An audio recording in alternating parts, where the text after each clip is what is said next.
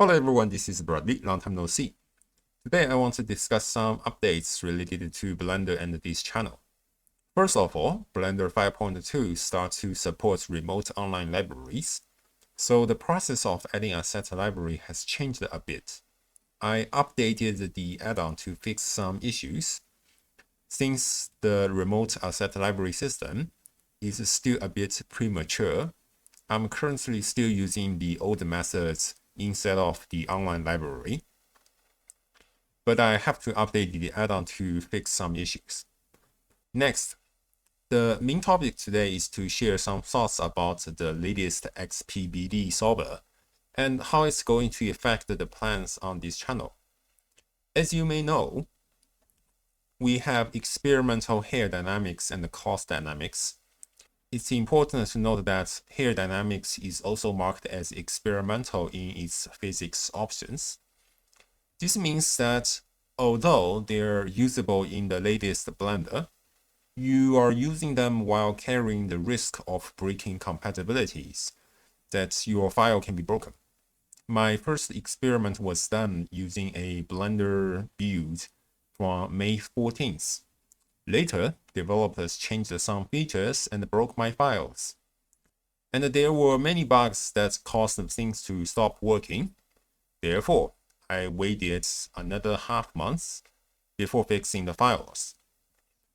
Most of my experiments are shared for free, and you can download them from the link in the description. Here I will use the stitch tightening file as an example. This is one of the very few rendered files in these experiments. To save the size of my file, I generally didn't keep any simulation cache in the file. To preview it, you have to play the animation yourself from the beginning, or bake the animation yourself. The file is extremely complex, and I don't expect you to learn anything from the last node tree. But as with my other files on sale, I highly encourage users to switch to the first node tree, where only a minimal prototype is used. Here in the viewport, we don't see the target. Usually you will find our geometry as the water origin. Let's disable the lights and the camera. Within the node tree, please use the viewer at each step to check what different things mean and how they work. Here I capture position value before the simulation, and I have an animated node outputting a constant solid line. It's time dependent, so as we play the animation, you can see its value goes from 0 to 1. And in this case with combine XYZ, you are making a vector going upwards. I have also assigned a vertex group pinning the top of the plane. Then I do whatever is new and mysterious. But based on the name of these nodes, you may at least get to understand its functions, like it's setting up a pinning group to pin the position. Now, by playing the animation, you can see this example of a glitchy moving plane. Feel free to play with the parameters, such as the stretchiness. It feels like whatever crazy stuff. Let's decrease the value a bit. You can also increase the bendiness to see if it will have any effect or not. Experimenting is a basic way of learning. In the next node tree, instead of using the initial group input, I'm using a procedural grid. It's smaller because of default value, but I didn't bother to fix it. And to replace the previous vertex group, I used a procedural fold of it. I also changed the action a little bit. Instead of elevating, I made it to shrink on x-axis, so we end up like a kind of cooling animation, which I already had another test file to compare and contrast our geometrynodes class versus the original built-in class simulation. This node tree is just to repeat what I previously learned. Nevertheless, I found an interesting difference as noted in this red frame, that two planes are somehow behaving differently. The group input is a plane, but as you see, it's working in a very weird way. even if I use the vertex group instead of the procedural selection, the issue stays the same. You can test yourself if you think scale is the cause of the issue. What's even worse is that in this sewing example, I started with a plane, instancing it to make a mirrored copy, and use a bounding box fault to select the midline. And I have another one being animated going from black to front over time. By using these values all together, we can make this sewing animation. But interestingly, similar issue happens, and it's not even consistent on the same geometry. I don't understand why the left is folding and the right is not working. So I reported to developers for their opinions. I'm not going to explain it here, but actually you can see the note here written in the red frames about the reasoning. I solved it later in my node tree and marked it in blue. Usually in my files, red frames are warnings or failures. Blue frames are something very important. So the issue is solved.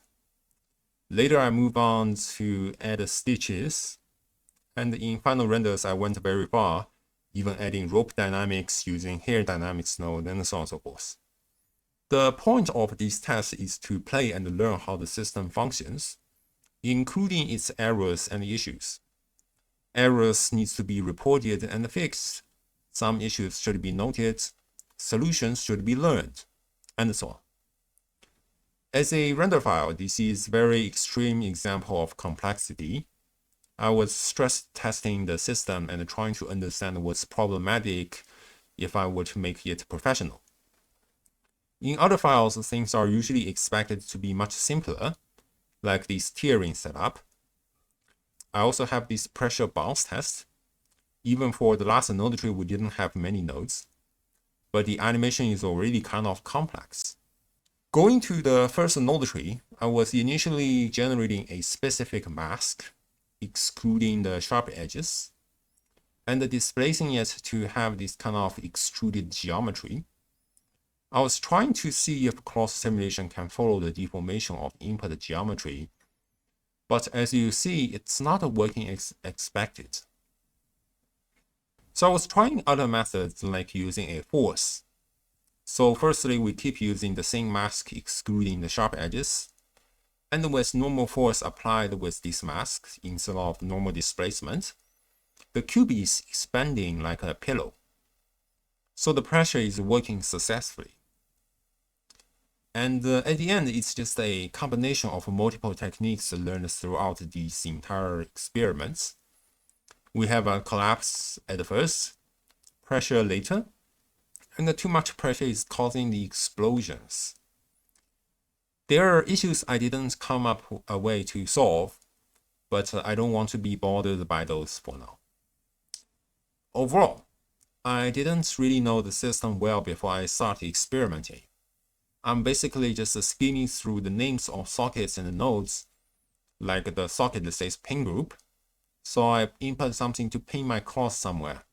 It's not anything new since built-in cross dynamics has the same thing. And for those node groups, I was just skimming through the names. We have those new nodes presented in the simulation category as collider, custom effector, custom force, etc. For the moment, you may also see them in unassigned category due to technical issues. Hopefully they will fix that soon. Anyway, as I said in the beginning series, knowing the node's name is equivalent of knowing their functions. The node is called custom force, so I use it for a custom force. I don't know how it's working really, especially why it's outputting a blue socket, but after expanding the effector panel on cross dynamics, I found a blue socket input. So I just input it and see what can potentially happen. Experiment is a very important process of learning. When we are babies, we wait for other people to feed us. But to become more efficient, we eventually need to crawl towards the food ourselves. Similarly, I wanted to combine multiple effectors together. At first, I tried the join bundle node to combine these blue sockets into one. However, it produced warnings and did not work because the cube simply fall. After further experimentation, I discovered that combine bundle worked for my case. I do not really understand these nodes or know how to explain them, but through experimentation, I learned that I should use combine bundle instead of join bundle. All of these force nodes are group nodes with many mysterious functions. I do not really look inside them. As I always say, you do not need to know how to build a car in order to drive it. There are many things I still do not understand, but you should not be afraid of trying new things. In the worst case, you should not be afraid to ask questions. Talking about assets, earlier I was using the pin position nodes. This node is currently missing from the asset list. I'm not sure why the developers made this a decision, but this node still exists inside the cross dynamics node group. You can simply copy and paste it outside. If you're using my add-on, I have already included it in my asset library because I think it's a very useful function to expose. Fortunately, Blender's assets are licensed under CC0. You will notice that many of my experiments so far use only pin positions, force, and the collider. I have tested some of other effects behind the scene, but have not found good demonstrations for them. I also do not plan to create advanced XPBD tools myself. At the moment, without self-collision, there are only limited things I can test in real production workflows. I do not want to make new tools that I cannot properly test in actual projects. This brings me to the short-term future of this channel. As I mentioned in the introduction of my beginner series, the future geometry nodes system could become very different. In these cross dynamics setups, you can already see layers upon layers of combined node groups that probably make very little sense to new users. On the other hand, even with these advanced experiments, you still need vertex groups, capture attributes, and various masking techniques that I will taught in the beginning series. This means that no matter how advanced geometry nodes becomes, the fundamental parts remain stable and valuable. In addition, the current simulation system does not support self-collision natively, and I doubt this feature will arrive very soon. And therefore, I do not think it's worth discussing most of these advanced topics right now. So I have to finish my beginner series, even if nobody watches it, even if nobody likes it, and even if it takes a long time. If I miss this opportunity, it may never come again, and in the future, I do not want to spend time re-explaining these fundamentals in more advanced tutorials. So this is what I wanted to say for the moment. I hope you enjoy both the video and the files, whether they are free or commercial. And I will probably see you next time. Bye bye.